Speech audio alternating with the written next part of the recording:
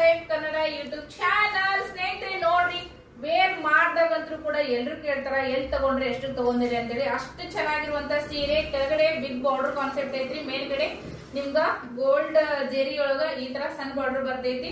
ಇದು ಸೆರಗ್ ಪಾರ್ಟ್ ಬರ್ತೈತಿ ನೋಡ್ರಿ. ಆಲ್ ಓವರ್ ಸೀರೆಲ್ಲ ನಿಮ್ಗೆ ಇದೇ ತರ ಬುಟ್ಟ ಕಾನ್ಸೆಪ್ಟ್ ಮತ್ತೆ ಮೀನಾವರ್ಕ್ ಬರ್ತೈತಿ.